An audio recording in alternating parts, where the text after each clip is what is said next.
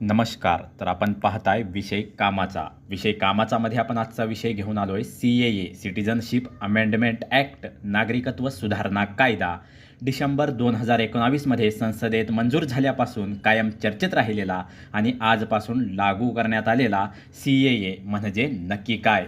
भारतीय नागरिक नेमकं कोणाला म्हणावे यात अनेक घटकांची वेगवेगळी मते स्वातंत्र्यपूर्व काळापासून चालत आलेली आहेत.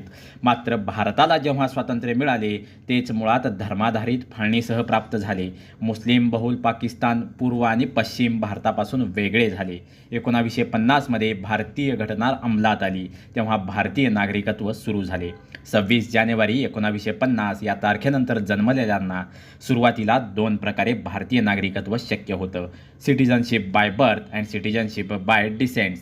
10 डिसेंबर 1992 नंतर नागरिकत्व कायद्यात बदल झाला आणि केवळ जन्म भारतात झाल्याने भारतीय नागरिकत्व न देता दोन्ही पालकांपैकी किमान एक पालक भारतीय नागरिक असेल आणि अपत्याचा जन्म भारतात झाला असेल तरच त्या अपत्याला भारतीय नागरिकत्व मिळू शकेल असे मान्य केले गेले. या व्यतिरिक्त 1955 मध्ये आणखी एका प्रकारे नागरिकत्व मिळण्यासाठी या कायद्यात दुरुस्ती केली गेली होती आणि तो प्रकार म्हणजे सिटिझनशिप बाय रजिस्ट्रेशन, नोंदणीकृत नागरिकत्व.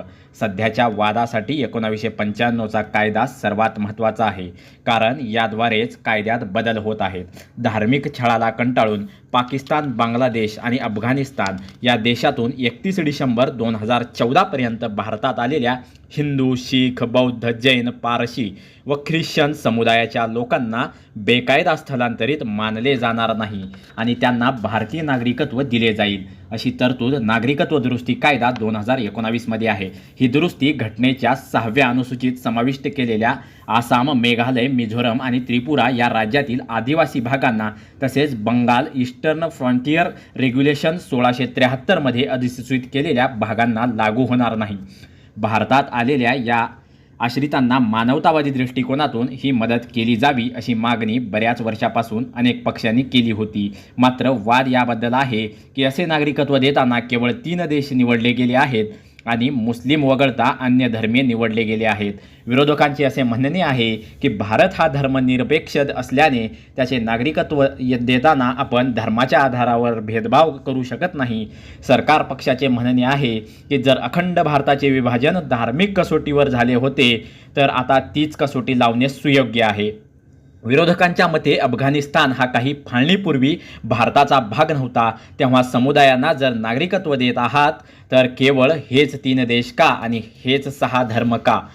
अफगाणिस्तानप्रमाणेच म्यानमारवर देखील ब्रिटिशांनी राज्य केले. तेथे रोहिंग्या मुसलमान अल्पसंख्याक आहेत व आपल्याकडे शरण मागत आहेत. मग केवळ त्यांचा धर्म मुसलमान आहे म्हणून तो देश वगळणे कितपत योग्य आहे? अशीच गत श्रीलंकेची, चीनची आणि भूतानची आहे. तेथे तर अनुक्रमे हिंदू, बुद्ध आणि ख्रिश्चन अल्पसंख्य आणि पीडित आहेत, मात्र त्यांनाही या कायद्यातून वगळले आहे. विरोधकांच्या मते मुळात धर्माच्या कसोटीवर नागरिकत्व प्रदान करणे गैर आहे. या भीतीचे कारण केवळ हा कायदा नाही तर भविष्याची चाहूलसुद्धा आहे. तसेच हा विरोध इथेच सीमित राहत नाही. आसाममध्ये सुरू असलेल्या विरोधाला NRC नावाच्या आणखी एका कायद्याची साथ आहे. हे कितीही विरोध करत असले तरी ह्या कायद्याची अधिसूचना या सरकारने आज काढली आहे.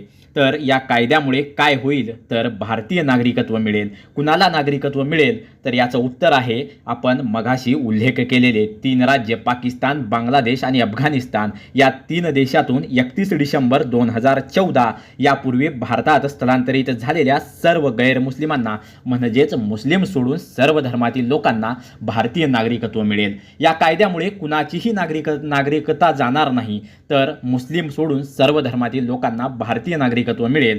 आपला भारत देश धर्मनिरपेक्ष म्हणून ओळखला जातो, त्यामुळे एखाद्या धर्मातील लोकांना नागरिकत्व नाकारणं योग्य नाही. त्यामुळे विरोधक या कायद्याला विरोध करत आहेत. पण नेहमीच हिंदू राष्ट्र हा अजेंडा घेऊन जाणाऱ्या BJP पक्षाने घेतलेला हा निर्णय ऐन निवडणुकीच्या तोंडावर घेतला असून याचे पडसाद काय उमटतील हे येणारी वेळच ठरवेल. तर तुम्हाला व्हिडिओ कसा वाटला कमेंटमध्ये नक्की सांगा. चॅनलला सबस्क्राईब करायला विसरू नका. धन्यवाद.